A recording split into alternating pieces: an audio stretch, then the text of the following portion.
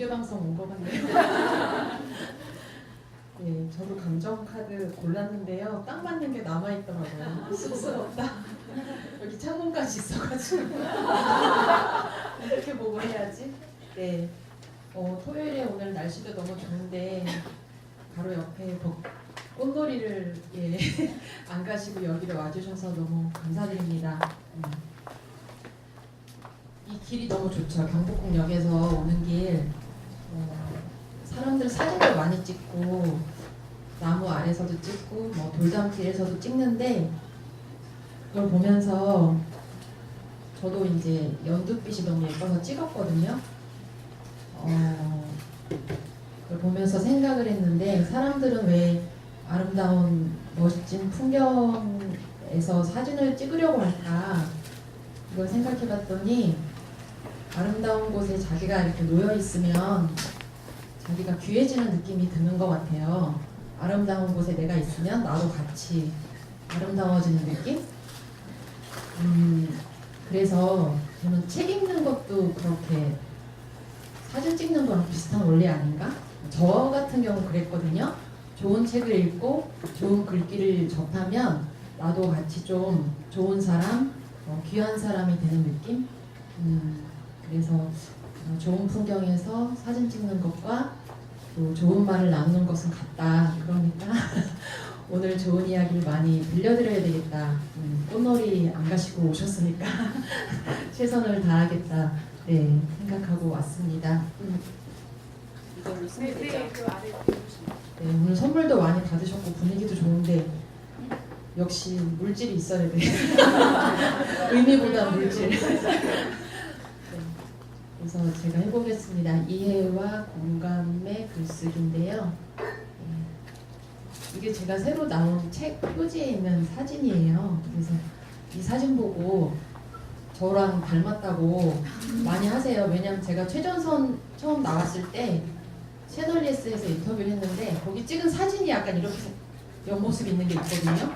그래서 보고 그렸냐 뭐 이제 이러는데 그건 아니고 일본의 일러스트 작가가 그린 사진을 저희 편집자가 보고 이거 표지로 하면 되겠다 해서 하게 된 사진이에요. 저 간단히 소개해드리면 저희 이름 은유고요. 여기 올라오는 길에 메타포라는 카페 있거든요. 그 메타포가 저예요. 제가 운영하는 카페는 아니고 제가 이렇게 은유법 할 때 은유 맞고요. 소개하면 자꾸 이제 필명이냐 본명이냐 많이 물어보셔서 제가 여기다 썼습니다. 은유. 네. 제 나이 때 이렇게 예쁜 이름 아무도 없었고요. 제 친구들은 뭐 은경이, 정아, 영란이 뭐 이런 되게 평범한 이름이었고 요즘 태어나는 아기들이 은유가 좀 있더라고요. 그리고 인기 있는 샤이니의 온유가 있죠.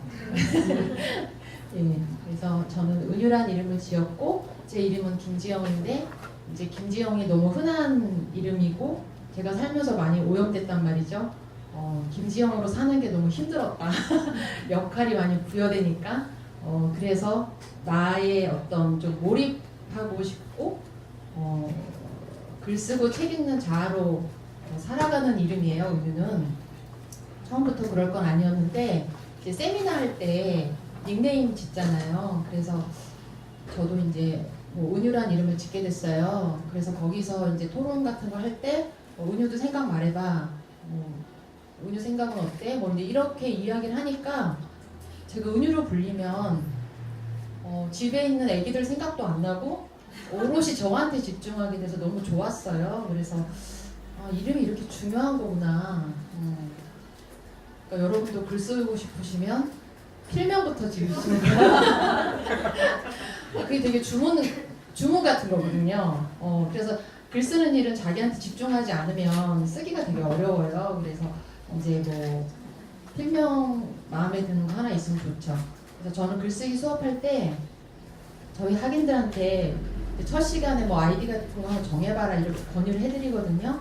너무 이제 뭐 거창한 거 지으실 필요 없어요. 은유는 이미 제가 썼으니까 지교 이런 거 하시지 마시고 좀 창의적으로 저희 학인 어떤 분은 제 인상 깊은 게 이름이 지은이에요. 지은인데 은지로 짓겠다는 거예요. 그래서 왜 그러니까 그동안에 모든 걸 다 뒤집어 보겠대요, 자기가. 오, 멋있다. 예, 자기 이름만 뒤집어도 뭔가 이제 발상의 전환, 그리고 글쓰기도 결국 뒤집어 생각하기거든요. 그런 식으로 이름을 지어보면 도움이 될 것입니다. 이게 제가 쓴 책들입니다. 다가오는 말들이 제일 큰 건 제일 신간이라 네, 강조하기 위해서이고, 최전선 쓰기의 말들이 글쓰기 에세이고요. 싸울 때마다 투명해진다가 제 여성으로 살아가면서 쓴 에세이예요. 이 두 개는 인터뷰집이고, 이건 간첩 조작 사건 피해자, 역사 책방에 제일 어울리는 책. 이고 예, 출판하는 마음은 책 만드는 사람들 인터뷰한 책이에요. 폭력과 존엄 사이가 간첩 조작 사건 이제 피해자 인터뷰를 제가 왜 하게 됐냐면은, 공간에 맞게 조금 설명을 드리면, 지금 여기에라는 국가폭력 피해자 지원단체가 있어요. 그러면 이제 간첩 조작 사건 피해 입으신 분들 누명 풀어드리고 막 이제 그런 일을 하는데, 그런 분들이 우리나라에 한 250분 정도 있더라고요. 그러니까 위안부 어르신들처럼 그 시대의 비극에 희생 당하신 거죠. 그래서 그분들이 지금 나이가 되게 많으세요. 돌아가시고 계시는 거, 위안부 어르신들처럼. 그래서 그분들이 다 돌아가시면 역사가 이제 사라지니까 인터뷰를 좀 하자. 근데 뭐 이분들이 전두환, 박정희 군사 정권 때 그 피해를 다 입으셨잖아요. 그래서 그때 이제 뭐 김기춘이 이제 주도를 했어요. 안기부장이었으니까. 김기춘 진짜 생명 길죠. 지금까지도 이제 오르내리고 장기 집권을 한 건데, 그래서 그런 뭐 전두환이랑 박정희가 얼마나 나쁜 지도자였냐, 김기춘이 얼마나 나쁘냐, 이런 이야기를 취재한 건 아니었어요. 이분들이 어느 날 묵묵히 자기 일상을 살고 있다가 갑자기 간첩으로 됐단 말이죠. 누명을 쓴 거잖아요. 그랬을 때 일상이 다 이제 망가진 거죠. 그분이 가장이었기 때문에 이렇게 감옥에 갔을 때 식구들은 갑자기 생계가 막막해지는 상황에 이르고, 뭘 먹고 살아야 될지 막막하고, 그래서 다 식구들이 막 고생하고 일상이 다 붕괴된 거예요. 그리고 그랬을 때 이분들이 어떻게 자기 존엄을 지키고 자기를 지키고 살아갔을까, 일상을 어떻게 복구했나, 그런 이야기에 초점을 되게 맞춘 책이에요. 되게 재밌어요. 저도 처음에 간첩에 대한 어떤 통념 같은 거 갖고 있었는데, 이분들 다 이제 모인 적 한 번 있었는데 서로 막 전직 간첩이라며 농담도 막 하시고, 인상 깊은 분은 여기서 제일 나이 많으셨던 분이, 제가 인터뷰했을 때 89세였거든요. 그래서 그분을 제일 1번으로 했어요. 왜냐, 돌아가실 수도 있다. 이래가지고 저도 89세 어르신을 어떻게 인터뷰하지 막 걱정을 했거든요.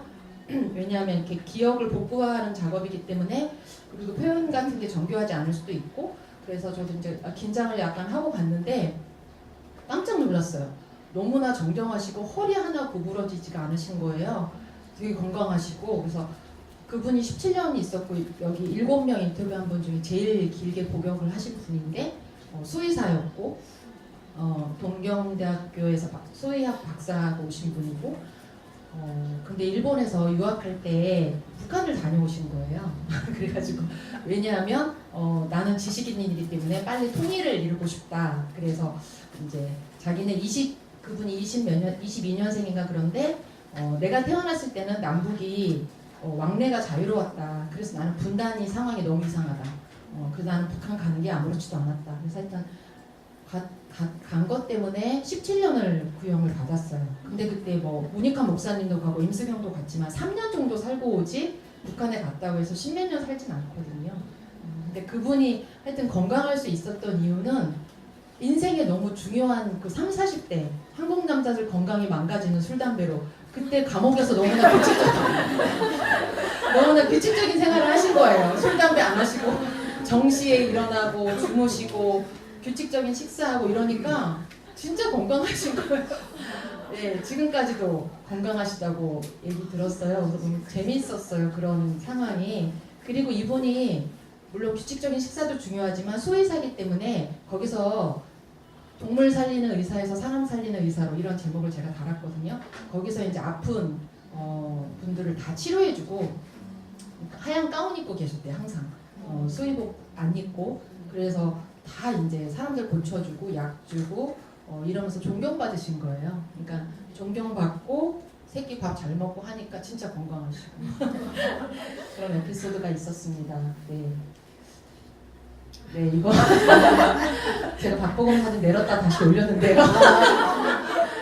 한 1년 정도만 자랑하고 이제 그만해야 되겠다. 그래서 내렸는데 많은 분들이 아직도 박보검을 원해서 다시 넣었습니다.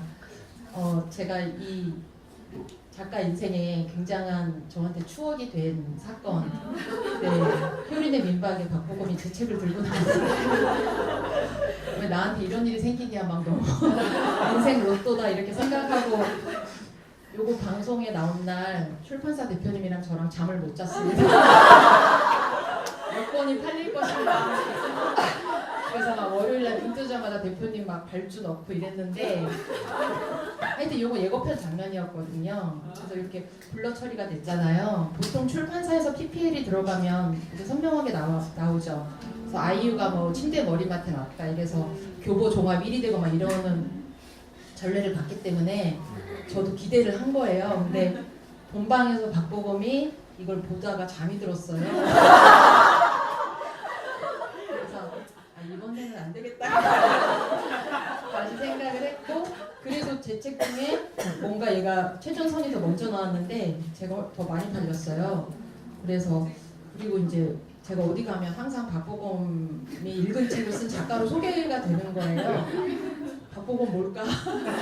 나중에는 막 이 책을 박보검이 썼나 내가 썼나. 그래서 사람들이 그런 스토리를 굉장히 좋아하는구나라는 생각이 들었고, 제가 서사의 중요성이라고 썼는데 하여튼 어쨌든 쓰기에 말되지 않는 책에는 이야기가 하나 더 생긴 거죠. 에피소드.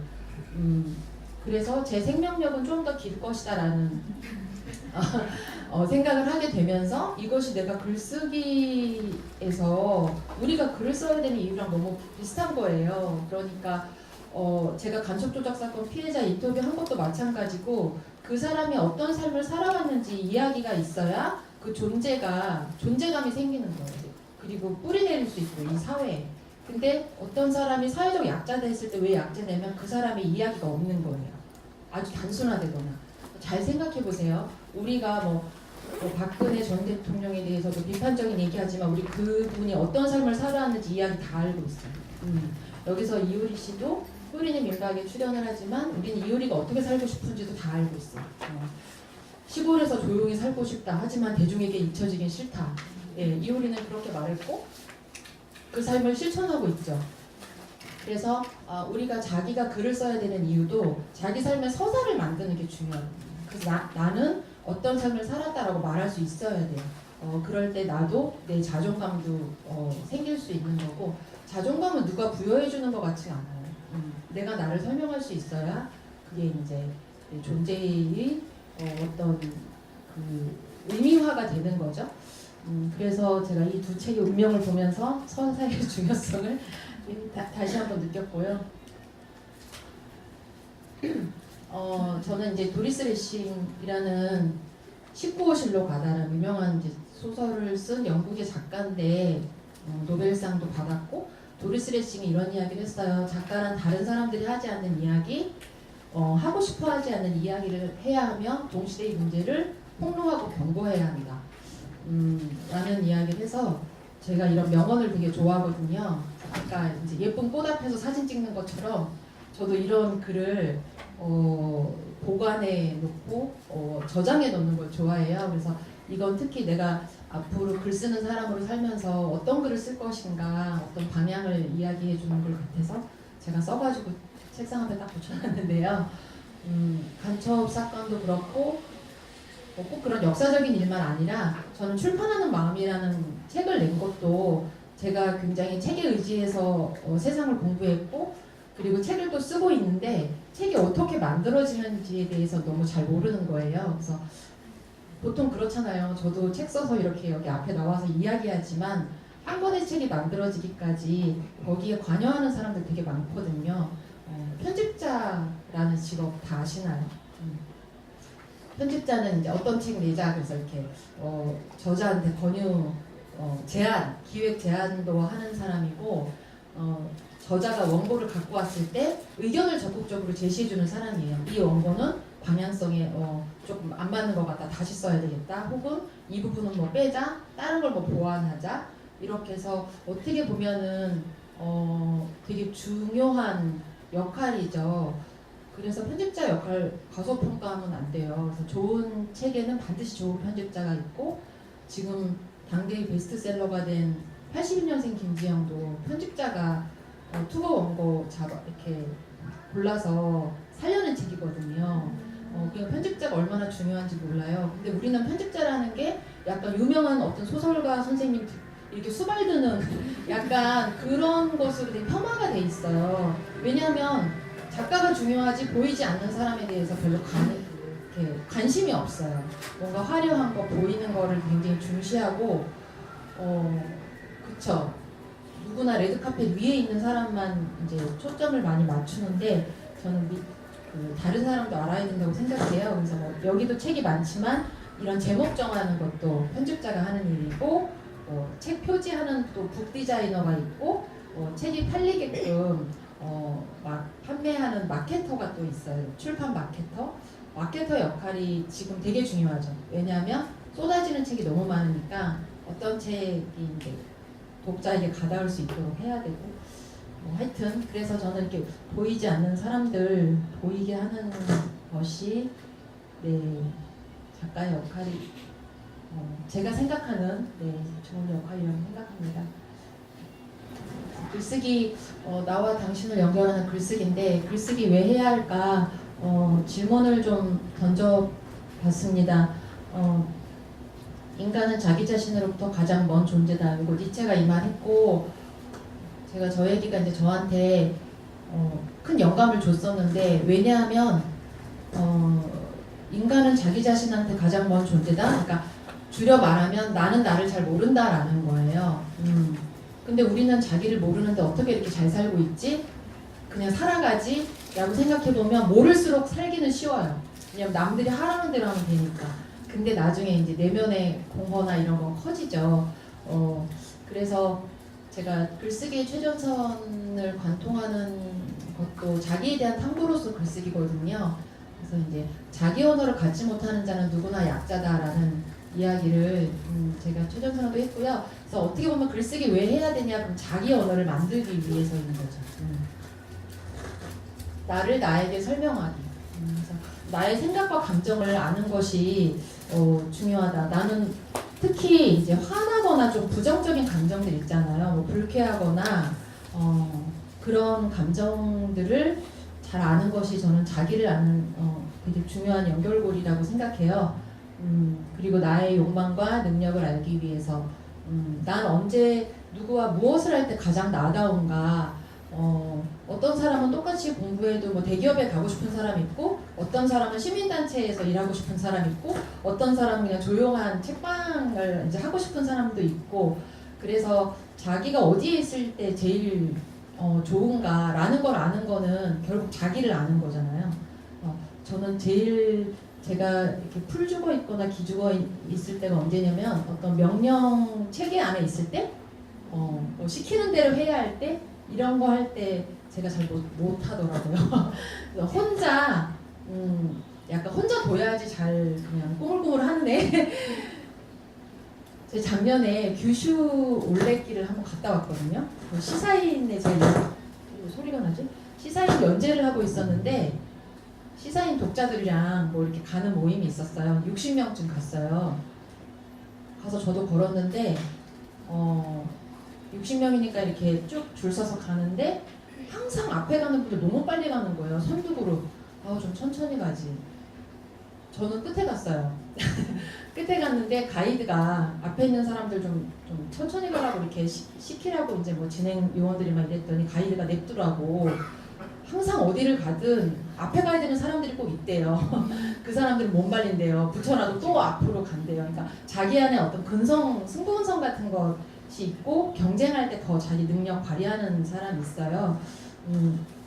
그래서 꼭 앞에 가야 되는 사람 있듯이 저는 꼭 뒤에 가야 되는 사람이고 제 그냥 속도로 가는 걸 중요하게 생각하는 사람이에요. 그래서 그런 저런 일들을 글을 쓰면서 저는 많이 알아갔던 것 같아요. 내가 싫을 때 왜 싫지? 좋을 때 왜 좋지?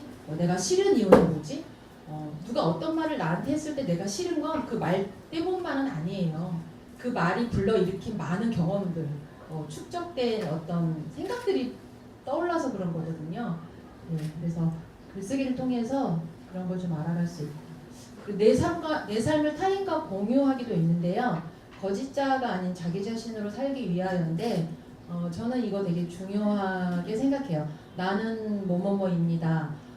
내가 어떤 사람인지 내가 잘 이야기하는 게 되게 쉬운 일 같은데 저도 글쓰기 수업을 하다 보면 되게 쉬운 일이 아니다라는 생각을 되게 많이 하게 돼요. 그냥 직업, 요즘 되게 화제가 됐던 어떤 책, 저는 청소일, 무슨 일 하세요? 저는 청소일 하는데요. 이런 독립출판으로 나왔던 책이 있었어요. 20대 여성인데 일러스트레이터였는데 그림을 이제 좀 자유롭게 그리고 싶은데 돈이 없으니까 청소 노동자를 한 거예요. 근데 보통은 이제 빌딩 같은데 청소하시는 분들은 중년 여성이잖아요. 근데 이 젊은 친구가 이제 하니까 되게 좀 특이했죠. 근데 그걸 경험으로 일러스트 그려가지고 독립출판을 했어요. 저도 서점에 갔다가 너무 반가워서 샀는데 그게 이제 또 편집자의 눈에 띄어가지고 21세기 북스인가 거기서 새로 이제 상업출판이 됐어요. 하여튼 근데 그 저자분 인터뷰한 걸 봤는데 자기는 청소일하는 것이 육체적으로 힘든 것보다 사람들의 편견을 견디는 게 더 힘들었다.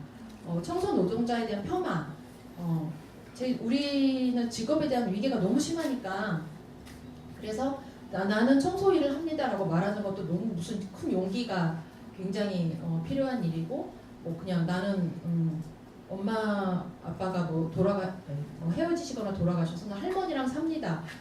여러 가지 각자가 놓여 있는 어떤 삶의 조건과 상황에 대해서 있는 그대로 이야기하는 게 잘 수용이 안 돼요, 사회적으로. 그냥 정상성에 대한 환상에 많이 사로잡혀 있는 것 같아요. 그래서 그걸 내가 있는 그대로 나의 정체성을 이야기했을 때 불이익으로 반드시 돌아온다라는 불신이 있는 거죠, 사회적으로. 그래서 항상 어떤 처벌하고 살아야 되는 것이고 그 처벌한다는 것이 무엇이냐면은 자기를 있는 그대로 인정하지 못한다는 것이고 그건 삶을 너무 힘들게 하는 요소인 거죠. 그래서 저는 글을 쓰면서 내가 누구다라고 말할 수 있는 힘을 되게 길러준다고 생각해요. 저 수업할 때도 우리가 통계상으로 성소수자가 한 10% 이상 되잖아요. 저는 30%는 되는 것 같아요. 그러니까 10% 더 넘는다고 생각해요. 저도 수업할 때 보면 이제 나는 레즈비언이다, 게이다 이런 글 쓰는 친구들도 되게 많은데 그 얘기를 하기까지 난 30년이 걸렸다. 이런 이야기도 있어요. 말을 해도 될까 안 해도 될까. 근데 안 하면 너무 불편한 게 많잖아요. 그래서 글을 쓰면서 그냥 나를 타인한테 설명할 수 있는 되게 좋은 수단이 되는 것 같아요. 말로 하면 너무 정교하게 하기 어려우니까 저도 설명되지 않는 것들을 글로 쓰면서 많이 좀 정리했어요. 그리고 자기 생각과 의견을 가진 시민되기. 예, 나와 연결된 세계를 이해하기 위해서 다른 사람들은 이렇게 사는구나. 글 쓰면 자기 정리가 좀 되잖아요. 자기 정리가 되면 좋은 점이 뭐냐면 자기에 대한 이해가 깊어지는 만큼 타인에 대한 이해도 깊어져요. 그러니까 사람이란 존재는 그렇게 단순하지 않다라는 걸 알게 되면 그 잣대는 타인한테도 해당이 된다라는 거죠. 그래서 그리고 내가 글을 쓰면 내 삶에는 반드시 타인들이 등장하거든요. 그러니까 그 사람들에 대한 이해까지 좀 같이 생기는 것이다. 오늘 재단에 이제 기부자 선생님들 같이 모여서 하는 거라 더 이게 중요하게 의미 있게 와닿는데요. 우리가 열심히 한국 사회에서 어른이 된다라는 거, 제도 교육에 어쨌든 그 소위 말하는 빡센 과정을 다 견딘 건데 학교 안 다니는 청소년도 있지만 근데 그렇게 열심히 문제를 풀고 공부하지만 자기 생각과 의견이 없는 분들 되게 많아요. 생각과 의견을 가질 틈을 잘 안 주죠. 그거 정립된다는 게 간단하게 뭐 수학 공식 외우거나 이렇게 암기로 되는 건 아니잖아요.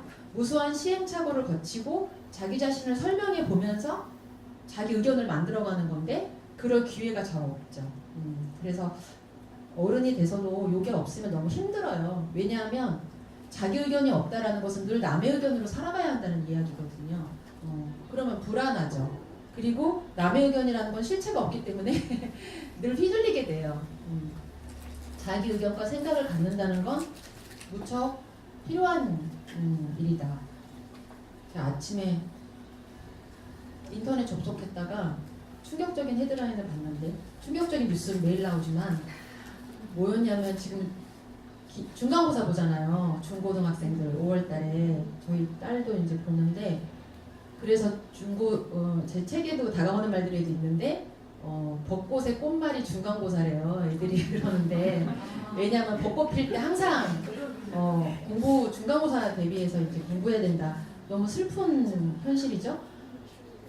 근데 고등학교 아이들이 스트레스를 받는다. 한겨레 신문 저기였는데 고1 첫 중간고사로 자기 평생 뭐 결정돼. 뭐 약간 이런 헤드라인이었어요.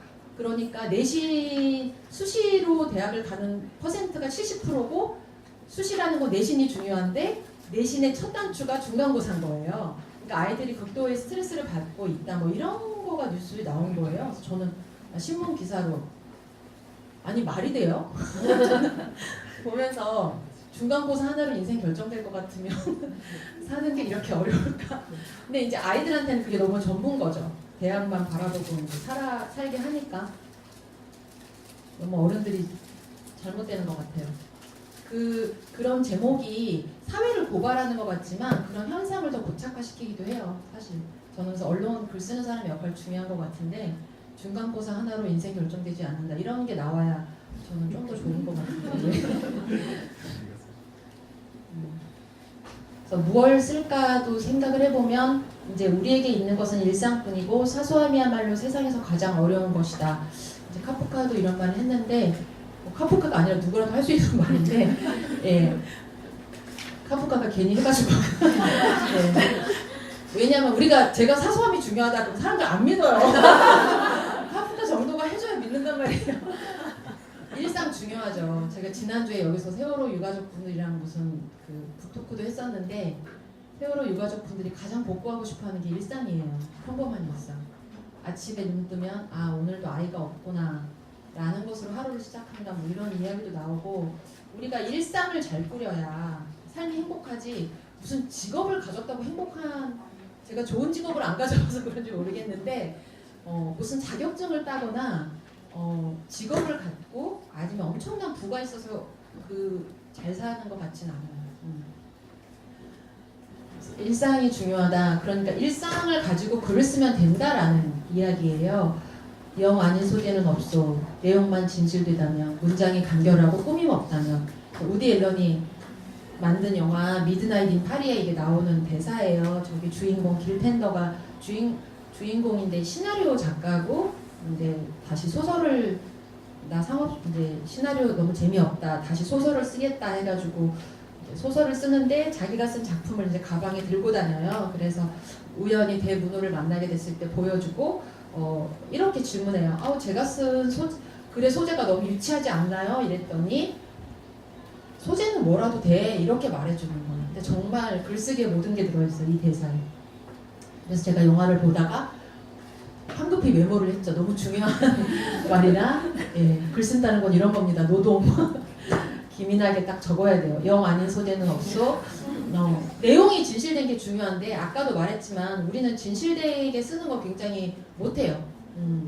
못하고 어색해하죠.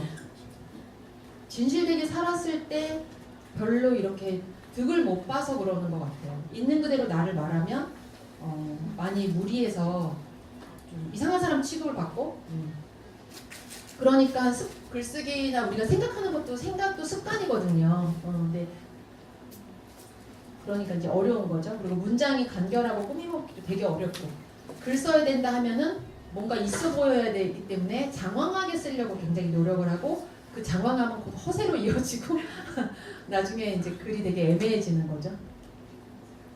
일상 뭐든지 써도 되는데 그럼에도 불구하고 행복한 일보다는 불행한 일을 중심으로 써야 된다는 거죠. 행복한 일은 어떻게 보면 자기 중심적인 것이고 불행한 일은 좀 사회적인 관계 속에서예요. 항상 내 고통은 사회적인 관계망 속에서 나오는 거죠.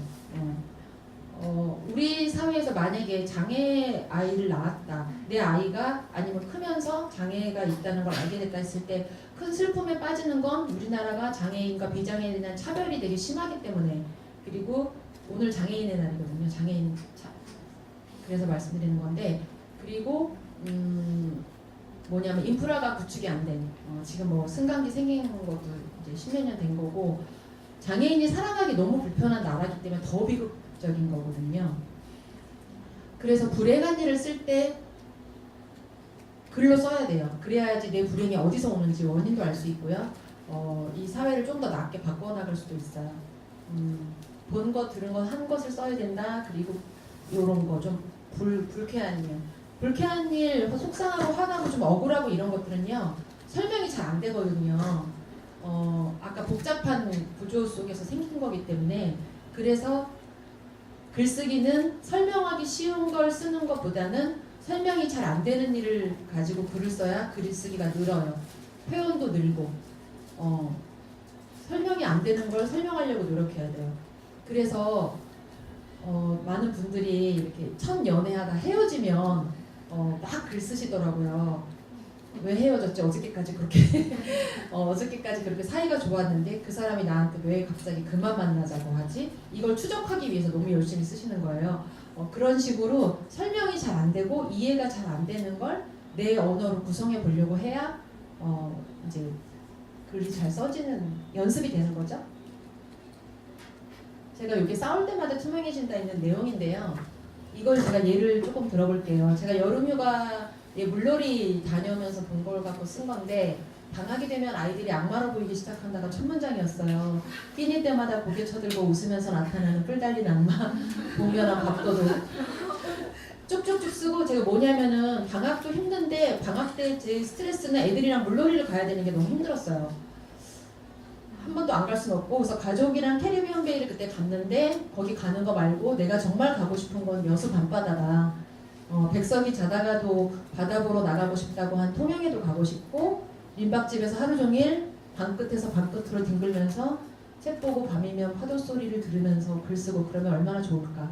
뭐 이런 식의 내용을 썼는데, 이건 뭐냐면은 제가 책을 내려고 쓴 글이 아니라 제가 블로그에 썼던 글을 이제 모아서 책으로 낸 거거든요. 그러니까 정말 제 절실한 내면 고백이었어요. 근데 너무 놀랍게도 싸울 때마다 투명해진다에 수십 편의 글이 있는데 이거 읽고 울었다는 여성분들이 그렇게 많아요. 저한테 피드백이 오잖아요. 작가님 저 캐리비안 베이에서 울었어요. 정말 얘기 많이 하세요. 아니 그거를 읽고 왜 우시지? 그러니까 자기도 혼자 가고 싶어서, 애들 너무 힘들어서. 근데 그걸 한 번도 얘기를 못 하는 거예요. 왜냐하면 엄마가 애기 키우는 거 너무 당연한 일이고 여자의 본분인데, 아니 애기 키우기 싫다 그래? 밥하는 게 힘들다 그래? 이 발화 자체가 굉장히 금기시가 된 거죠. 너 모성이 부족한 거 아니야? 이런 공격을 받으니까. 근데 이제 제가 이걸 말한 거 보고 말해도 되는구나 하면서 이렇게 쌓아뒀던, 눌러놨던 감정이 이제 울컥하고 올라와서 눈물 흘렸다 이러시는 얘기를 많이 하시더라고요. 그쵸. 제가 이렇게 혼자 놀러 가고 싶다고 말하는 것이 아이가 싫다는 건 아니에요. 근데 이렇게 말하면 바로 그렇게 좀 매도되기가 쉬워요. 무슨 애 키우면서 다 그러고 키우는 거지 뭐, 너만 애 키우니, 옛날에는 열도 키웠고 막 이렇게 나온단 말이죠. 애 잘 키우는 게 남는 거지 뭐, 나중에 너 자유 찾았다가 애 잘못돼봐. 저희 엄마가 맨날 그랬는데 몇 푼이나 번다고 이렇게 나가니 막 이러고. 근데 좀 중요한 거는 너무 고돼요. 여성으로서 출산해서 아이 키우고 산다는 것은 너무 힘든 일 같아요. 근데 그걸 말하는 것조차가 되게 금기시되었다는 게 이제 슬픈 비극인데, 그래서 하여튼 뭐 이런 거를 써도 그냥 아까 말한 것처럼 말하는 거 중요해요. 저는 제가 이런 거에 대한 예민함, 떠남에 대한 늘 욕망이 있기 때문에 남성 작가들은 자기가 아빠든 아니든 상관이 없잖아요. 육아에 대한 부담이 없으니까. 고레에다 히로카즈 고감독님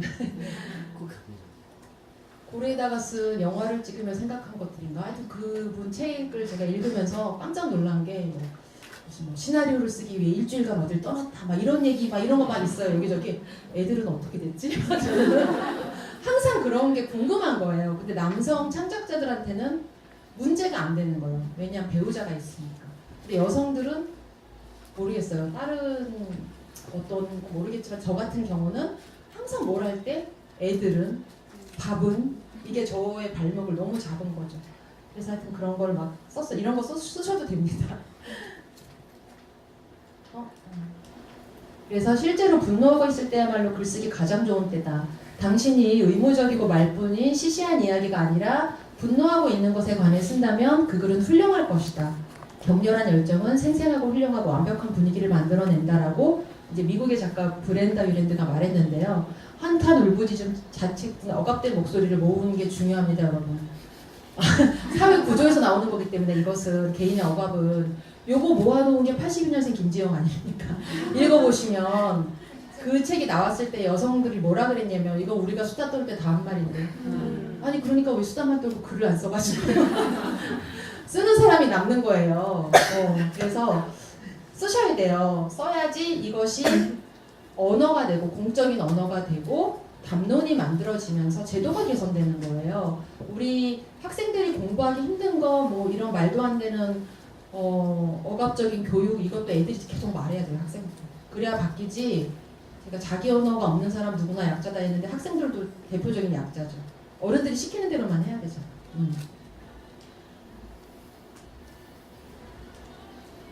근데 이제 자기 얘기를 다 이렇게 풀어놓는다고 해서 글이 되진 않아요. 자기 표출해서 자기 성찰로 넘어가야 돼요.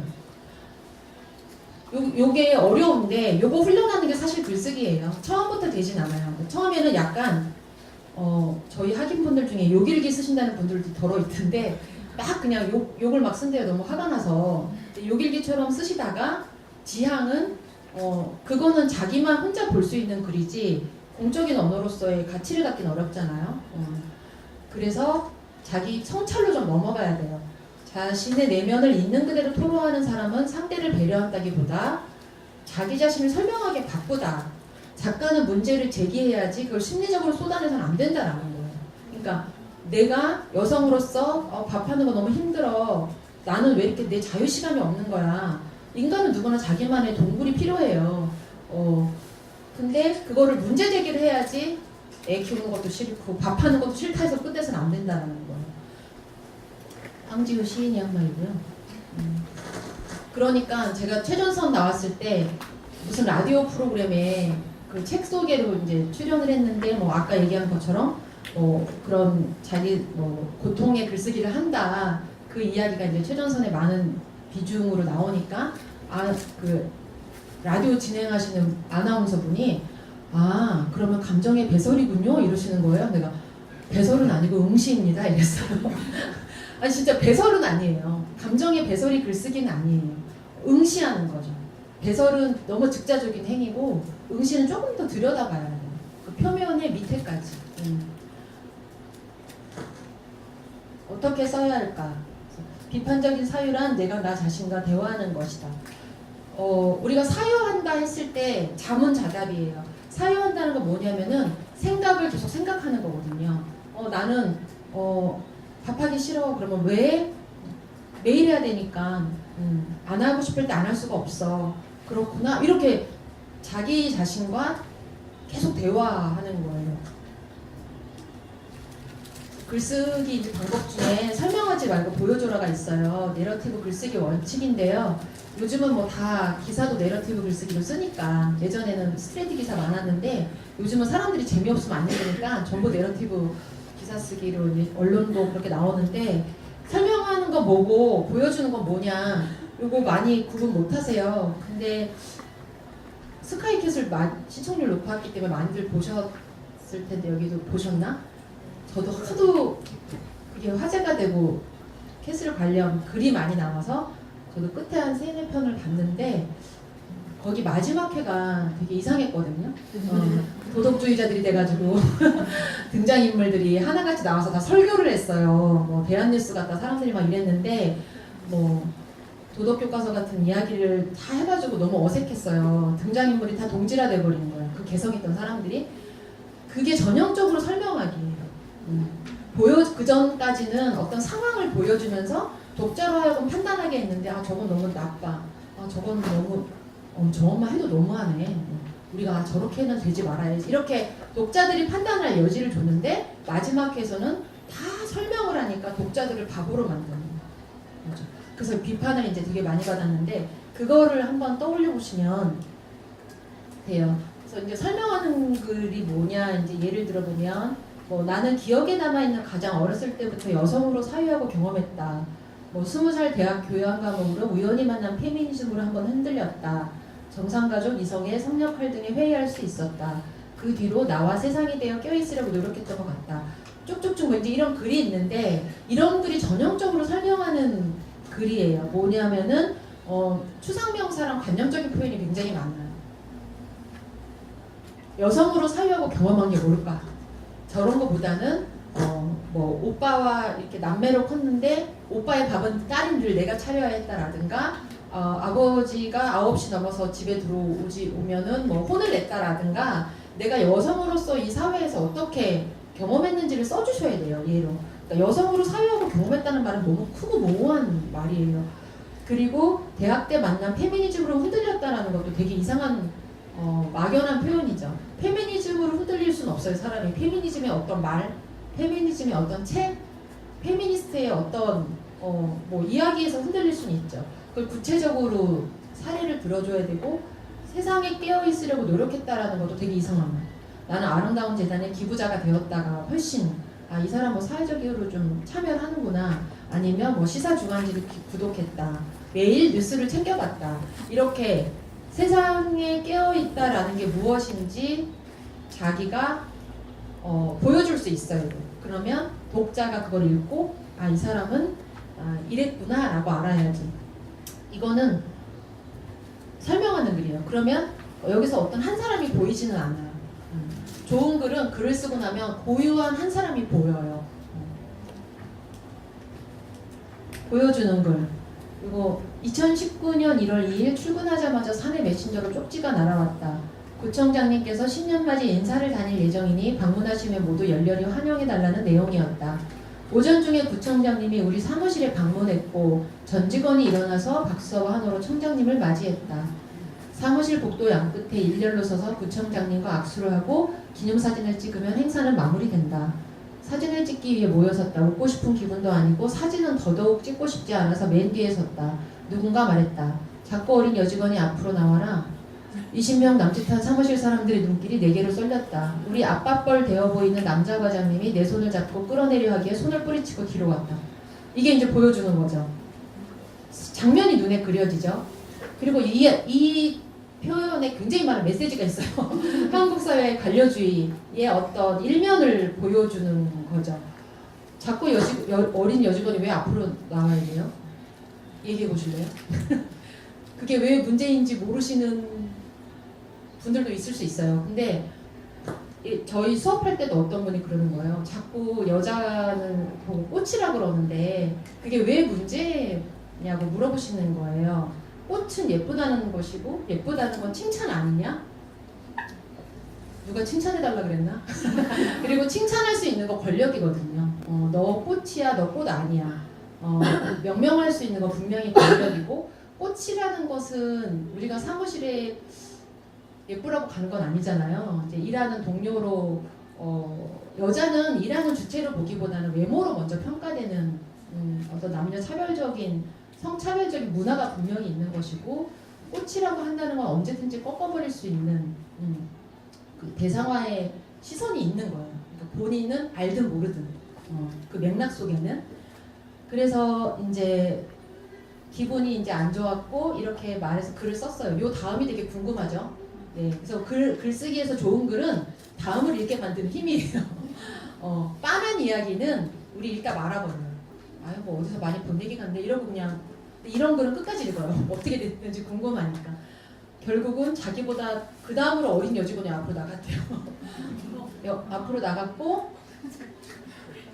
자기는 안 찍었다. 근데 이제 표출해서 성찰로 나아가야 되는데 나는 누가 내 몸에 손대는 게 왜 싫을까 생각을 해보는 대목이 있어요. 뒤에 왜 싫으냐면은 어렸을 때 성장기에 사촌 오빠한테 성추행을 당했어요. 왜 어릴 때 친척들 모여서 막 같이 자고 그러잖아요.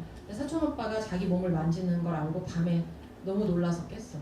이렇게 성추행 당하는 확률이 굉장히 높아요. 요즘은 좀 친척들 뭐 같이 안 자고 이러는데 우리가 옛날만 해도 방도 많이 없고 그래가지고 그래서 중요한 건 뭐 하여튼 그래서 많은 쟁점이 나와요. 이 글로 인해서. 그러니까 이 글만 읽으면 한국 사회에서 여성이 살아가면서 당하는 어떤 그 폭력의 역사를 읽을 수가 있어요. 제가 이 글이 이분이 공무원이잖아요. 저희 학인인데 제가 다음 달에 어느 구청에 강연을 가거든요. 이거를 해야 되겠죠? 섭외 메일이 왔어. 구청장님이 작가님을 좋아합니다. 꼭 모셔달라고 했습니다. 구청장님 깜짝 놀라실 것 같아요. 이게 왜 문제지? 이러실 것 같아요. 어떡하지? 하여튼. 그래서 저런 것들을 많이 써야 조금 조심하게 되고, 네. 우리는 이제 연령주의도 있고, 남녀 차별, 그 성역할에 대한 차별도 너무 심해가지고요. 예. 어느 날 대학원 수업을 듣는데 비평가로 유명한 우리 동문과 교수 한 분이 아무 말씀도 없이 2시간을 늦었다. 교수실에서 기다리던 나는 학생들과 나가자고 했다. 아무도 감히 따라 나가려고 하질 않았다. 혼자 나가기도 그렇고 해서 어금니를 물고 기다리는데 교수가 왔다. 아무 사과도 없이 오늘 수업은 늦어서 못하겠단다. 어이가 없어진 나는 고개를 빳빳이 들고 교수님 다음엔 저희가 2시간 수업에 늦겠습니다 했다. 교수는 안경 너머로 눈꼬리를 각지게 축혀 올리면서 단호히 안 돼 했다. 왜요? 하니 나는 교수고 너희는 학생이니 안 돼. 그때 이미 나는 결심했다. 이 더러운 판을 떠나리라. 이분이 이 글은 이제 글쓰기 최전선에 나오는 글인데요. 이분이 떠났습니다. 떠나서 좀 홍성에서 농사 짓고 계시는데 예, 이것도 이제 보여주는 글이죠. 내가 왜 대학에서 이제 공부하고 학자의 길을 가려다가 그만뒀나 했을 때 뭐 이 일 하나만 있진 않았겠죠. 여러 가지 일이 있었는데 이 일이 너무 충격을 준 거예요. 이걸 만약에 설명하는 식으로 쓴다면 뭐 교수들의 안나무인적인 태도와 뭐 대학사회의 권위주의적인 어떤 질서에 염증을 느꼈다 이러면은 이것도 물론 말은 되지만 내 고유한 상황을 설명하지 못해요. 그래서 이런 식으로 추상화시키면 좋은 글이 안 된다라는 것이고 너무 그냥 빤하고 그 독자들의 편견을 한 번 더 강화하는 그냥 글이 돼버려요. 중요한 건 나도 내가 겪은 일을 객관화시켜서 봐야 돼요. 그럼 내가 기분이 나빴어. 그 상황을 다시 복귀하다 보면 인간은 굉장히 왜곡해서 편집하거든요. 기억이라는 것은. 그럼 글 쓰면 조금 더 정신 차리고 남의 입장에서도 생각해보고 쓰다 보면 내가 너무 놓친 것이 있다라는 걸 알게 되기도 해요. 제일 좋은 건 글 쓰면서 자기 판단이 바뀌는 거예요. 과연 그만두길 잘했군 하는 경우도 있고 내가 너무 내 중심적으로 생각했네 라는 것도 알 수 있어야 돼요.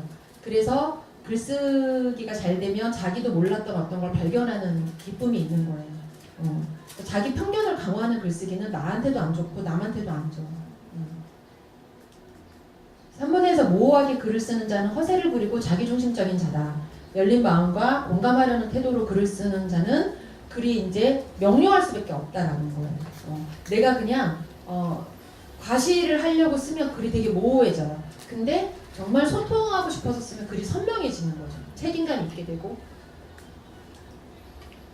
신기한 것들에 한눈 팔지 말고 당연한 것들에 질문을 던지세요. 이건 이성복 시인이 그 시 창작하는 그 방법을 쓴 아포리즘이 있어요. 무한화서라고. 거기에 나온 말인데 제가 이거 좋아가지고 글쓰기에도 이게 되게 필요한 거거든요. 당연한 것에 질문을 던지는 게 아까 한나 아렌트가 말한 비판적인 사유예요. 잠은 자다. 모든 게 당연하면 우리 생각할 일 없어요. 당연한 걸 당연하지 않게 봐야 사고가 일어나고 사유가 발생을 하는 거죠. 우리도 편의점 많이 털었지. 배고프면 밥을 먹어야 되잖아. 돈 없으면 훔쳐서라도 먹는 게 다 살려고 그런 거야. 근데 사람들은 나쁜 짓 하지 말라고만 하잖아. 그렇게 이야기하기 전에 우리에게 도움을 준 것도 아니면서 손가락질 말하고 욕만 한다. 우리를 바꾸려고 하지 말고 우리를 보는 안 좋은 시선을 바꿨으면 좋겠다. 이렇게 이제 탈가정 청소년이 이야기를 했어요. 저희 학인 중에 탈가정 청소년들 쉼터에서 일하는 친구가 있었는데 인터뷰해온 걸 있던 내용이에요. 너무 맞는 얘기죠. 아이들이 집을 나왔다는 건 집보다 거리가 안전해서 나오는 거거든요. 그럼 우리는 집에 대한 되게 환상을 갖고 있어요. 집은 쉬는 곳. 집은 쉬는 곳이 아닙니다. 저한테 일하는 곳이지. 집에 가면은 현관 발치부터 무슨 양말도 막 입고 여성에게 대부분 집은 노동의 공간이에요. 근데 그리고 많은 폭력이 발생하는 공간이고 가정폭력 누구나 폭력을 배우는 건 집에서예요. 아버지 부모의 폭력. 그러니까 이렇게 집 나오는 친구들은 더 알코올 중독에 걸린 아버지, 엄마도 안 계시는 경우도 많고 이러니까 밖에 나오는 건데 자꾸 아이들 보고 집에 가라고. 청소년들 집 나오면 다 모든 존재들이 하는 건 다 살려고 하는 거거든요. 살려고 나온 아이들을 자꾸 부족에서는 안 하고 집으로 돌아보내서는 안 된다라는 거예요. 그러니까 당연한 것의 질문. 집이라는 곳은 정말 평화로운 곳인가? 휴식의 공간인가? 라고 질문할 수 있어야 돼요. 배고픈 사람이 음식을 도둑질하거나 착취당한 사람이 파업을 한다는 건 당연하다. 오히려 설명되어야 될 것은 배고픈 사람들 대부분이 왜 도둑질하지 않고 착취당하는 사람들 대부분이 왜 파업을 하지 않는가. 이걸 물어야 된다라고 비렐름 라이가 파시즘의 대중심리라는 책에서 말했어요. 비렐름 라이가 누구냐면은 프로이트 제자예요. 근데 요거는 중요한 말이죠. 그죠? 우리 바꿔서 생각해야 돼요. 자기도 노동자면서 자꾸 자본가 입장에 생각하시면 안 돼요. 이것도 이제 어떤 20대 여성 학인이 이런 글을 썼어요. 나는 왜 엄마만 미워했을까? 아빠 역시 밥을 차리지 않았고 나와 입시 정보를 알아보지 않았는데 그건 당연히 엄마의 일이라고만 생각했으니까 이라도 하라도 밥을 차려 놓아야 하고 집이 깨끗해야 되고 딸과 함께 입시 정보를 알아봐야 하고 악착같이 식당 일을 하고 돌아와서도 자식들의 마음을 돌보는 건 엄마의 몫이라고 생각했다.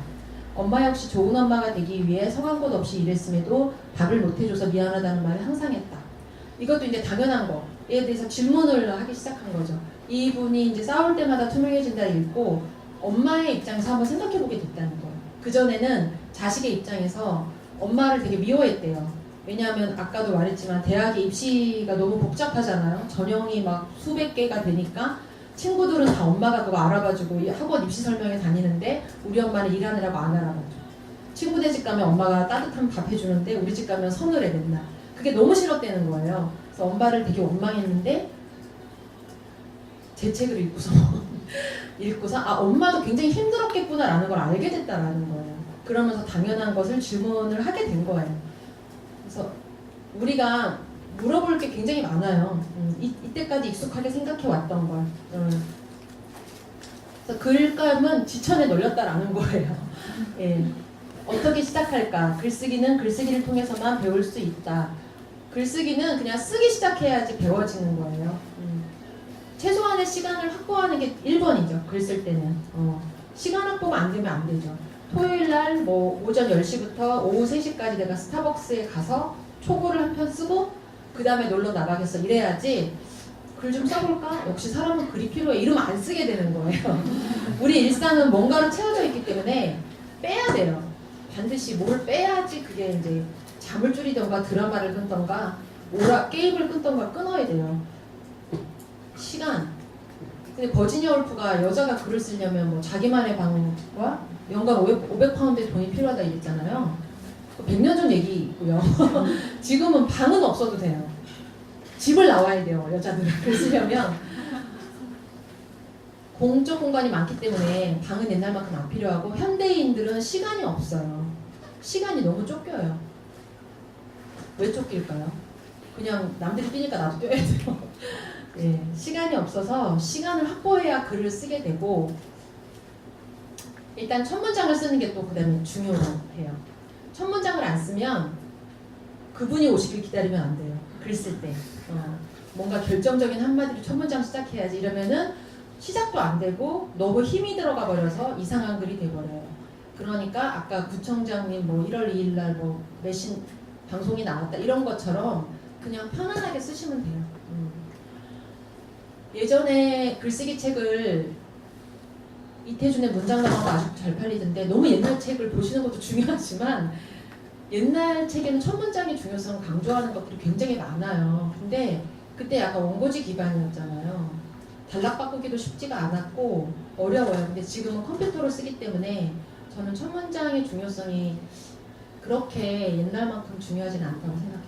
다만 잘 써진 글의 첫 문장은 그 글의 방향과 내용을 반드시 담고 있어요. 그러니까 첫 문장이 안 중요하다는 게 아니라 첫 문장에 눌려서 시작을 못하는 거는 피하라라는 얘기지 첫 문장을 아무렇게나 써도 된다는 얘기는 절대 아니에요. 짧은 산문에서 보면은 한 5줄만 읽으면 이 글을 읽어야 될지 말아야 될지 판가름이 나요. 소설도 그렇대요. 5페이지만 읽어보면 탈락, 그쵸? 그러니까 첫 문장이 안 중요한 건 아닌데 여기에 너무 나중에 바꿀 수 있으니까. 신경숙이 엄마를 부탁해도 엄마가 집을 나간 지 일주일째다. 그게 첫 문장이고 그 책 내용을 담고 있어요. 분명히. 중요하지 않은 건 아닌데 그래서 생각이 있어야 글을 쓰는 게 아니라 글을 쓰면서 생각이 만들어진다라는 거예요. 글쓰기에 대한 오해는 내 글이 다 형성이 돼 있고 걔를 출력만 하면 글이 된다. 이건 엄청난 오해고 그러면 글쓰기가 힘이 들지 쉽지 그러니까 시간만 있으면 되지 어렵진 않을 거예요. 근데 우리가 글쓰기가 어려운 이유는 계속 선택해야 돼요. 단어도 선택해야 되고 이걸 써야 되냐 말아야 되냐 선택해야 되고 그러니까 집중된 노동을 해야 되는 거예요. 언어는 생각을 표현하는 도구이면서 형성하는 도구이기도 하다라는 거예요. 그리고 이제 쓰면서는 계속 용기 내셔야 돼요. 어설픈 첫 줄을 쓰는 것도 용기고 내가 쓴 글을 남에게 보여주는 것도 용기고 자신의 무지, 결핍, 약점 다 드러내는 것도 용기고 글에 대한 어떤 평가도 받아들이는 것도 용기예요. 글을 썼는데 동료들이랑 합평을 했는데 조금 좋은 평가 못 들었어. 그래야지 배우는 거예요. 그리고 다시 글을 쓰는 것도 용기고 글쓰기는 기본적으로 실패를 많이 해봐야 늘어요. 글쓰기는 그래서 실패 체험인 거예요. 실패를 많이 해보지 않은 사람은 글을 잘 쓸 수가 없어요. 그러니까 저도 뭐 글쓰기 수업하고 다른 분들도 많이 하지만 배우는 거는 이렇게 쓰면 안 되겠구나를 알아야 돼요. 그죠? 그래야 우리 자전거 배울 때도 많이 넘어져 봐야 균형을 잡잖아요. 그런 거랑 되게 비슷하다고 생각을 하시면 돼요. 그래서 글쓰기는 초보는 다 이상하다라고 이제 생각을 하시면 돼요. 그냥 1페이지로 쭉 쓰는데 그걸 초보라고 하죠. 근데 초보를 일단 써놓고 고치는 걸 퇴고라고 하죠. 퇴고를 잘해야 돼요, 글쓰기는. 그래서 글은 쓰는 것이 아니라 고치는 것이다 라는 말을 이제 성석재 소설가가 하기도 했는데 그러니까 뭐 소설가들은 6개월 글 쓰면 6개월 고치고 그런대요. 뭐 하루키도 일단은 이게 팩트가 맞는지 안 맞는지 신경 쓰지 않는데요. 무조건 쓴대요. 내달려서 쭉 쓴대요. 생각의 흐름이 끊기기 전에 쭉 쓰고 나서 나중에 고친대요. 그러니까 6개월 쓰고 6개월 고치는 거예요. 근데 저도 일단 쓰고 나중에 고쳐요. 그래서 퇴고를 중요해요. 일단 뭐 내용의 논리적인 연관성도 중요한데 그냥 아주 기본적으로 문장이 너무 길면은 서사가 엉켜버리고 문장을 좀 간결하게 쓰는 게 좋아요. 이 말도 약간 오해가 있는데 저는 긴 글 좋아하거든요. 근데 글을 쓰기를 배울 때 문장을 너무 길게 써버리면 훈련이 안 된 상태에서 문장을 길게 쓰면 비문이 되게 많이 나와요. 저도 수업을 해보면 그래서 배우는 동안에는 일문일사 해서 한 가지 문장에 한 가지 사실만 담는다라는 마음으로 좀 간략하게 쓰는 게 좋고 두 줄을 넘어가지 않게 그리고 단어가 중복되지 않는지 너무 같은 단어가 많이 나오면요 앞에 내용이랑 뒤에 내용이랑 비슷해 보여요. 그리고 주어와 서술어가 잘 호응하는지 보시고 뭐 오타 뭐 단어 이거 표현 틀린 거 이런 거 문법 교정기에 넣으면 요즘 많이 고쳐주죠. 요즘 네이버 문법 교정기도 있고 부산대학교 문법 교정기도 있어요. 근데 중요한 건 뭐냐면 내용이지 사실 글이 좀 거칠어도 새로운 게 있으면 그건 좋은 글이 될 수 있어요. 근데 문장이 너무 완벽하고 비문도 없는데 내용도 새로울 게 없어. 내용이 그러면 그건 정말 아무것도 아니에요. 아까 말한 편집자가 교정 교열도 하고 다 해주는데 글을 고쳐줄 수는 없어요. 아니 글을 대신 써줄 수는 없는 거예요. 그래서 중요한 거는 이건 그렇게 중요하진 않는데 그래도 있어도 괜찮은 말을 두지 말고 없어도 되는 말을 계속 빼라. 그러니까 글쓰기 초보가 저지르는 많은 실수는 중언부언하는 거예요. 중언부언하면 보여야 될 게 안 보여요. 그러니까 주제나 메시지가 드러나야 되는데 너무 많은 장황한 어휘들이 막 있으면 주제가 선명하게 안 드러나요. 그래서 항상 경제성의 원리를 생각하셔야 돼요. 글쓰기는 경제성. 최소한의 단어로 최대한의 표현을 하는 게 글쓰기. 우리는 이미 알고 있는 것을 쓰는 것이 아닙니다. 글을 쓰는 동안 내가 무슨 말을 하고 싶은지 무엇을 알고 있는지를 발견한다. 글을 써보지 않으면 모른다라는 거예요. 우치다 타츠루라는 일본의 이제 철학자가 한 말이고요. 그래서 글을 계속 쓰는 것 같아요. 저는 사람들이 이미 내가 알고 있는 것만 쓴다면 글쓰기가 그렇게 재미있을 수가 없어요. 글쓰기가 힘든데 분명히 쾌감이 있거든요. 그 지점까지 가셔야 돼요. 견디셔가지고.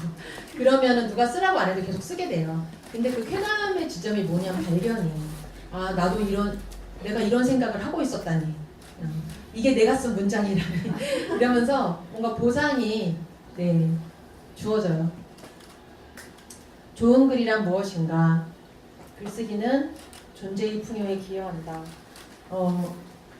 그래서 좋은 글은 뭐냐면 고된 훈련 속에 나온다라는 거죠. 그래서 제가 수영의 예를 들었는데 우리가 이제 수영을 못하던 사람이 수영을 하는 사람이 되는 것과 글을 안 쓰는 사람이 글을 쓰는 사람이 되는 것이 아주 유사하다. 몸을 통해서 단련시키는 일이다라는 뜻이에요. 그러니까 글 쓰는 거 좀 관념적으로 생각을 많이 하시는데요. 글 쓰는 일도 육체 노동이에요. 100%. 허리 아프고 뒷목 아프고 팔목 아프고 안 아픈 데 없어요. 글을 계속 쓰면. 그래서 우리가 수영을 못하는 사람이 하려면 일단 수영장에 가듯이 책상에 앉아야 되고 또 수영을 요즘 유튜브로 그죠? 유튜브에 동영상 되게 많이 나오잖아요. 수영을. 그거 백날 보고 있어도 물에 안 들어가면 아무 소용 없죠. 글쓰기도 똑같아요. 글쓰기 책 다 읽구나 글 써야지 하는 분은 글 안 쓰시는 분이에요. 그래서 일단 물에 들어가는 게 중요하듯이 첫 문장을 빨리 쓰는 게 중요하다는 거예요. 그리고 계속 물을 먹고 뭐 락슨물을 계속 먹어야 내가 물에 뜰 수 있듯이 글도 내가 엉망인 글을 계속 토해내고 또 새로운 언어를 받아들이고 이 섞이는 과정이 필요해요. 그리고 4번 이제 수영 선생님이 꼭 있어야 되는 거죠. 글쓰기도 혼자 배우시면 한계가 있어요. 뭐 많은 사람들이 혼자도 글 쓰는데 라고 생각하실 수 있겠지만 글쓰기라는 거 어떻게 보면 자기 틀을 깨는 거거든요. 근데 내가 글을 썼는데 이게 독자한테 어느 만큼의 전달력을 갖는지 확인해 볼 필요가 있어요. 그러니까 실체도 없는 대중의 비위를 맞추는 글을 쓰라는 게 아니라 내가 전하고 싶은 메시지가 있는데 그게 잘 도달하는지 확인해 보셔야 됩니다. 그래서 공적인 글쓰기를 제가 권해드려요. 그걸 뭐 거창하게 생각할 필요 없이 이렇게 친구 보여주고 내가 무슨 말 하고 싶은지 글 읽어보면 알겠니? 이렇게 물어보고 이해가 안 되네? 그러면 왜 안 되니? 어디가 이상하니? 이런 거 물어보라는 얘기예요. 그리고 다음 날도 수영장에 가기. 선생님이 없어도 물에는 뜨죠. 옛날에 바닷가에서 그렇게 많이 배웠잖아요. 어촌에 사는 분들은. 근데 뭔가 한계가 있겠죠, 좀. 그래서 좀 잘 배우려면 다음 날에도 수영장 가기. 제가 요거를 쓰기의 말들에도 수영장에 비유해서 글쓰기를 쓴 얘기가 있어요. 근데 거기에 뭐라고 썼냐면은 글은 이렇게 쓰지만 수영장은 안 가고 책상에만 앉아있다 이렇게 썼거든요. 그리고 나서 너무 몸이 좀 이제 건강이 나도 운동을 해야겠다. 제가 제일 싫어하는 게 운동이거든요. 그래서 건강을 좀 신호가 온다 이래가지고 수영을 배웠어요. 저는 제가 물에 뜨게 될 줄 몰랐는데 하여튼 물에 떴어요. 그래서 1년 한 10개월 정도 하다가 4월 달에 이제 이번 달에 재등록을 안 했거든요. 근데 수영을 배우면서 제가 느낀 건 역시 나는 운동을 안 좋아해 이랬어요. 그래서 수영을 좋아하는 친구는 제 친구는 수영 저보다 1년 먼저 배웠는데 수영이 너무 재밌어서 자기는 생리를 하면 싫대요. 수영장 못 가서. 전 생리하면 너무 좋은 거예요. 아 공식적으로 안 가도 된다. 왜 내가 게을러서 빠지면 죄의식이 드는데 좋은 거예요. 생리해서 안 가게 되면. 그래서 이제 뭐 다른 식으로 이제 날씨 좋아졌으니까 많이 걸어야지 뭐 이러고 안 했는데 하여튼 네. 그래서 글을 위한 이제 또 점검 질문이 있는데요. 글 쓴 사람이 보이는가를 항상 보셔야 돼요. 네. 제가 생각하는 좋은 글은 그 사람이 보여야 돼요. 한 사람, 필자. 그래서 글을 읽으면 이 사람 궁금하다 이런 생각 좀 들어야 돼요. 그리고 2번은 질문이 들어있는가. 우리가 익숙한 거를 낯설게 생각할 수 있나. 아 그래 이 글을 읽어보고 났더니 아 그래 좋은 엄마라는 게 뭐지? 엄마 뭘까? 인생 뭘까? 생각할 수 있어야 돼요. 그리고 3번은 이 글을 통해 무엇을 말하고 싶은지를 분명히 드러나야 돼요. 하나의 글에는 하나의 메시지가 있어야 돼요. 이거를 다르게 말하면 주제 문장이라고 생각하는 것에 밑줄을 그어보세요. 내가 글을 쓰고 밑줄이 안 그어지네. 다시 쓰셔야 돼요. 그리고 혹은 밑줄이 너무 여러 개 그어지네. 이것도 문제예요. 쟁점이 많다라는 거예요. 글에 한 편의 글에 너무 많은 이슈를 다 담으려고 하시면 이도 저도 안 돼요. 그리고 이 글이 누구에게 도움을 줄까를 생각해 보시는 것도 좀 선명한 글쓰기를 하는 데 되게 도움이 돼요. 애매하게 입장을 흐리고 있지는 않은가. 그 글 쓸 때 약간 비겁해지고 싶은 마음이 들거든요. 내가 너무 확실하게 말하는 거 아니야? 이거 써서 욕먹으면 어떡하지? 막 이런 유혹이 이제 생기는데 괜찮아요. 일단 확실하게 입장 표명하는 게 나아요. 그리고 사람의 생각이라는 건 바뀔 수 있고 또 내가 너무 한쪽만 보고 글을 썼네 이러면은 이제 나중에 다시 쓰면 되니까 글 한 편에 너무 많은 걸 기대하지는 마시고 그래서 애매하게 입장을 흐리는 글은 정말 안 좋은 글이에요. 그래서 이 사람이 뭐라는 거야? 이런 글도 있거든요. 읽고 났는데 특별히 뭐 인상 깊은 것도 없고 특별히 나쁠 것도 없고 그런 애매한 글은 그냥 안 쓰시는 게 좋죠. 나쁜 글이란 무엇이냐면은 이거 다 같이 한번 읽어보실래요? 시작. 무엇에서든지 알 수 없는 글, 알 수는 있어도 재미가 없는 글, 누구나 다 알고 있는 것을 그대로만 쓰는 글, 자기 생각은 없고 남의 생각이나 행동을 흉내내는 글, 마음에도 없는 것을 쓰는 글, 꼭 하고 싶은 말이 무엇인지 갈피를 잡을 수 없도록 쓰는 글, 읽어서 얻을 만한 내용이 없는 글, 곧 가치가 없는 글, 재주있게 멋지게 썼구나 싶은데 마음에 느껴지는 것이 없는 글. 네, 무슨 서당 같네요. 예, 이호덕 선생님이 이제 한 거예요. 너무 좋죠. 여기 다 들어있는데 보여주는 글쓰기가 아니라 설명하는 글쓰기 쓰면 꼭 이렇게 돼요. 나쁜 글처럼 돼버려요. 저도 그 이호덕 선생님이 이제 시골에서 아이들 학교에서 이제 선생님으로서 가르치셨잖아요. 그래서 저도 글쓰기 수업 시작할 때 처음에 이호덕 선생님 책 보면서 나도 어떻게 학생들이랑 이제 글쓰기 할까 많이 참조를 했는데 이거 그래서 프린트해가지고 막 컴퓨터로 쳐서 이렇게 막 붙여놓고 그랬어요. 되게 중요한 거고 이호덕 선생님은 아이를 진실한 인간으로 키워내는데 글쓰기가 되게 중요하고 필요하다라고 늘 강조를 하셨어요. 근데 이호덕 선생님이 처한 상황은 아이들이 시골 학교라 공부 안 했어요. 근데 공부도 하고 글쓰기까지 하려면 애들 힘들죠. 요즘처럼 서울에서 도시에서 애들 막 학원 막 태권도도 가고 미술도 가고 이러는데 글쓰기까지 해라? 그럼 애들 싫어하죠. 이제 마당에서 뛰어논다는 전제하에 아이들이 글쓰기가 이제 도움이 된다는 거지. 애들 잡으시면 안 됩니다. 저는 아주 미치겠어요. 이렇게 글쓰기 강의하고 나면 자기 글 쓰라는 건데 꼭 질문하세요. 우리 애가 글쓰기를 싫어하면 안 쓰겠어요. 예, 그래서 글을 잘 쓴다는 것은 자기 글을 믿고 자기 자신을 믿는 것이다. 위험을 감수하고 남들과 달라지려 하고 스스로를 부단히 연마하는 것이다. 제가 이걸 참 좋아해요. 자기를 믿어야 돼요. 뭐냐면은 내가 이런 걸 글로 써도 될까? 라고 자꾸 자기 의심하시면은 온전히 자기 생각 개진하기가 어려워요. 자기를 믿어야 돼요. 그리고 위험을 감수해야 돼요. 그러니까 남들이 다 이렇게 A라고 생각하는데 나 혼자 B라고 생각해도 될까? 돼요. 일단 써보는 게 중요하고 남들과 달라지려 하고 연말을 해야죠. 아까 수영장처럼 자기를 얼마나 불신하는지 알게 돼요. 저도 글 쓰면서 자기 검열하잖아요. 내가 이런 거 써도 되나?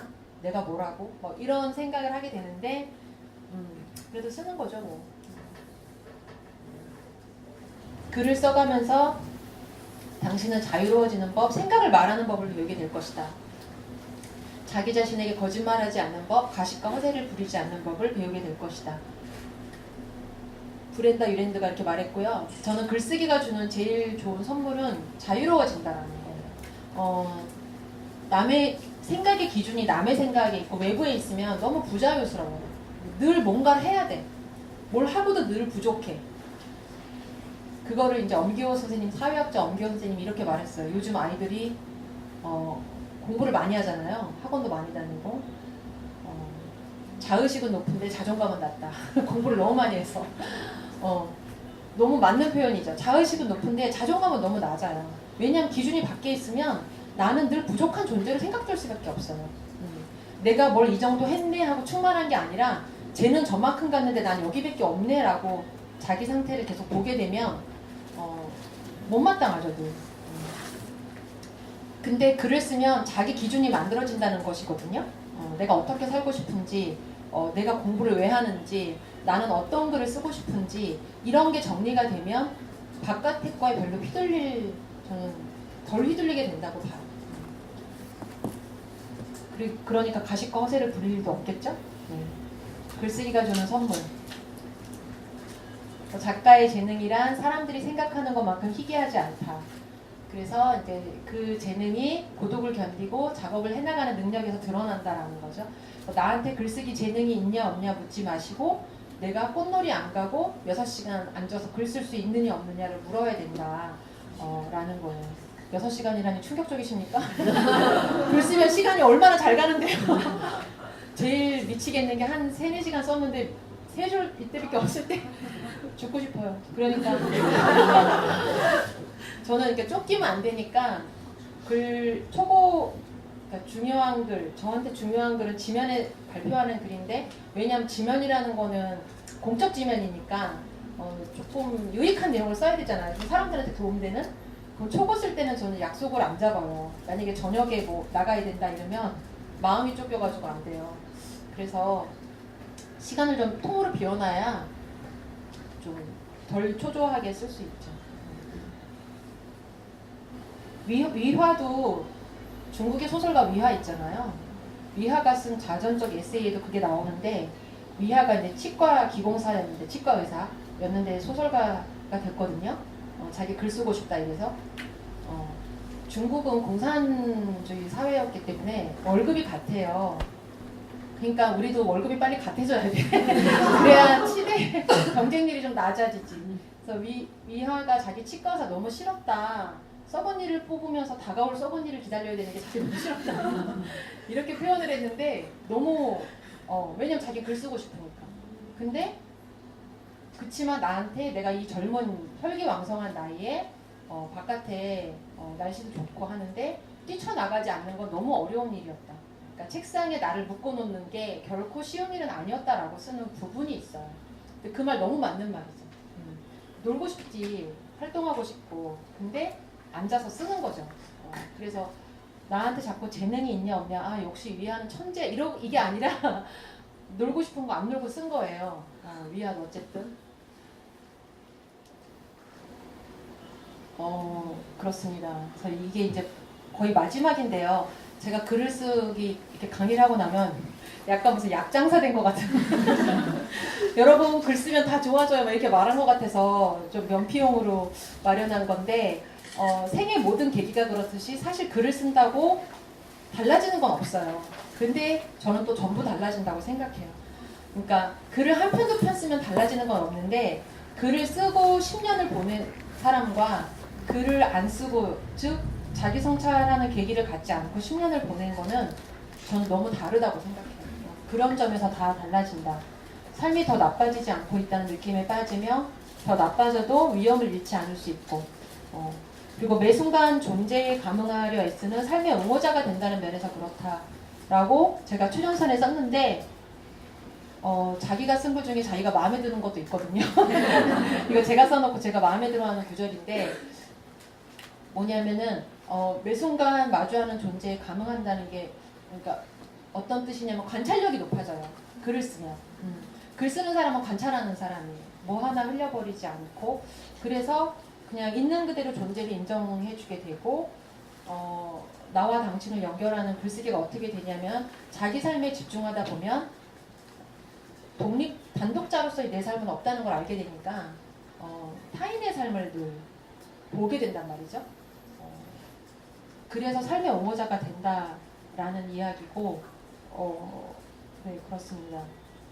그러니까 10년을 보셔야 됩니다, 여러분. 글을 저 수업할 때 10주 정도 하는데 10주 쓴다고 달라지지 않아요. 많이. 그렇게 쉽게 배울 수 있으면 시중에 글쓰기 책이 그렇게 많을 이유도 없어요. 예, 되게 사람이 바뀌어야 되거든요. 글 쓰는 거는 사람이 바뀌어야 글도 바뀌어요. 그러니까 지루하죠. 어떻게 보면. 그러니까 조급하면 안 돼요. 길게 내 인생의 프로젝트로 그냥 생각하셔야 되는 거지. 그래서 다른 사람의 처지를 생각하고 그 처지가 되어보는 것, 그것이 작가의 입이다. 이게 이제 쓰기의 말들에도 나온 아모스 오즈라는 이제 소설가가 한 말인데요. 저는 이게 작가로서 정말 중요하다. 타인의 처지가 되어본다라는 것이 너무 중요한 일이에요. 그래서 자칫 오해하면 글 쓴다는 사람이 지식이 많아야 되고 뭔가 관찰력도 좋아야 돼. 그러면 타인의 삶을 무조건 판결 내리고 비판하는 사람이냐? 문제는 문제라고 지적을 하지만 심판자는 아니라는 거예요. 그래서 내가 글 썼어. 저 팀장 너무 마음에 안 드네. 막 팀장 욕써.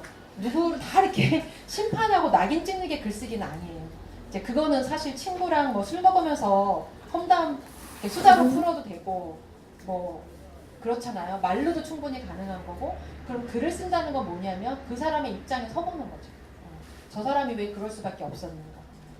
그래서 좋은 문학 작품에는 항상 악인이 없고 악해는 있지만 모든 각각의 입장과 정당성이 다 살아있다라는 거예요.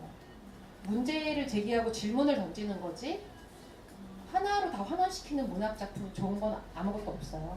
그래서 글 쓰는 일도 결국은 지향을 그렇게 생각하고 쓰셔야 글 쓰면서 이상한 사람이 되지 않을 가능성이 많습니다. 저는 글 쓰는 이상한 사람도 너무 많이 봐가지고 나 이상해지면 어떡하지 맨날 걱정하고 친구들한테 나 이상해지면 얘기해줘.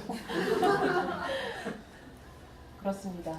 네, 제가 준비한 건 여기까지입니다. 감사합니다. 좋은 강의 들려주신 우리 네, 작가님께 다시 감사합니다. 한번